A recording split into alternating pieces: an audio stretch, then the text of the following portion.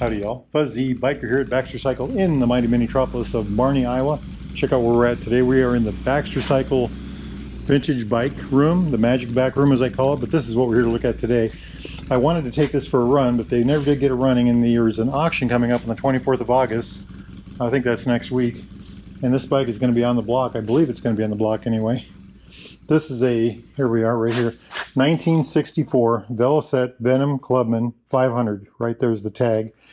And it's quite an interesting bike. I've never ridden a Velocette. I really wanted to ride this. It's a 500cc single.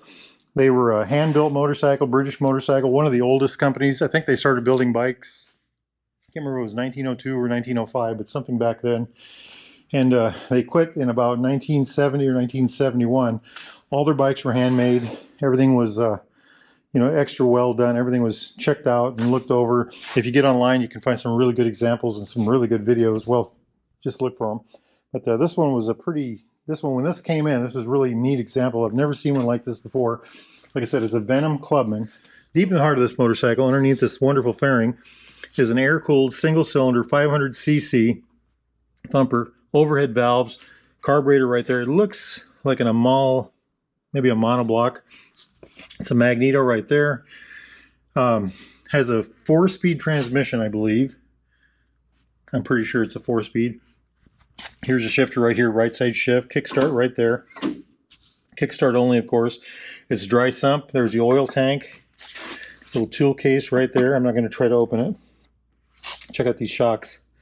You can adjust the point right here where you want that. Speedo drive back there. Anyway, this engine was supposed to put out about, I've read anywhere from 40 to 45 horsepower. I'm going to, let's say 40. And the Thruxton, there's a Thruxton version of this motor that had the bigger carburetor, bigger intakes, valves, things like that. And I think that one was supposed to put out more towards the 45 to 50 horsepower range. But it's a very light motorcycle. It's supposed to be one of the smoothest 500 single cc engines out there. And it's also supposed to, I think it holds like the world's 24-hour endurance record. I read that somewhere. I can't remember. I think it was like 90 miles an hour for 24 hours straight for a single cylinder air-cooled motorcycle. Velocette still owns that, I believe.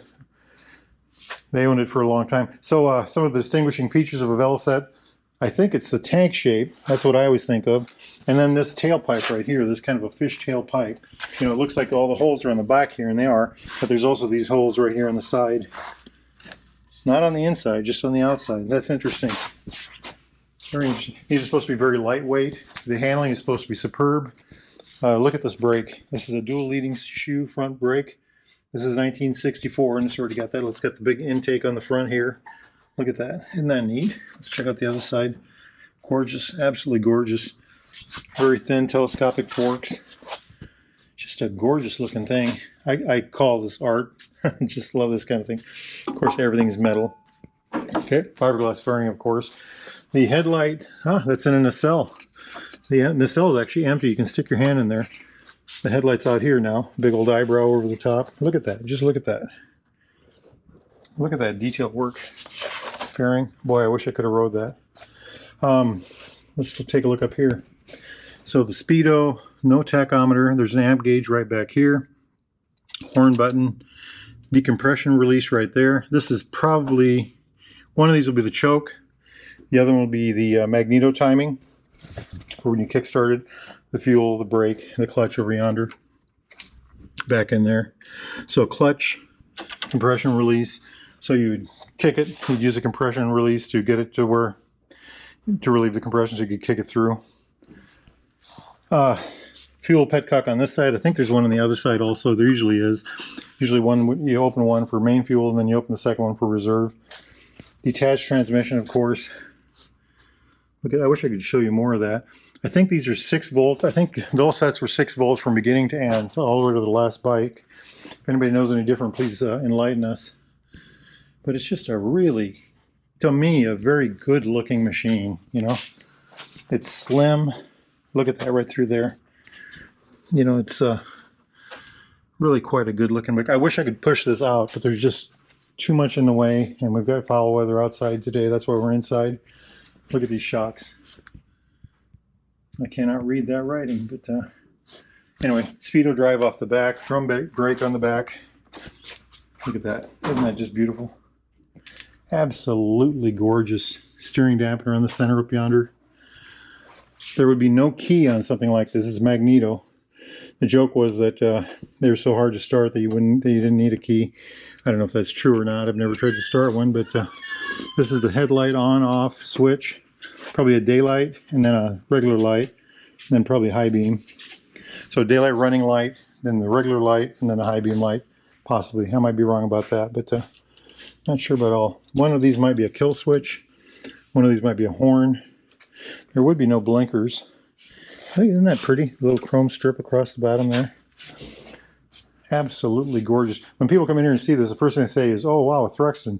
Well, it's not a Thruxton. Like I said, it doesn't have the big valves or the massive carburetor, but quite an interesting thing. Quite an interesting thing.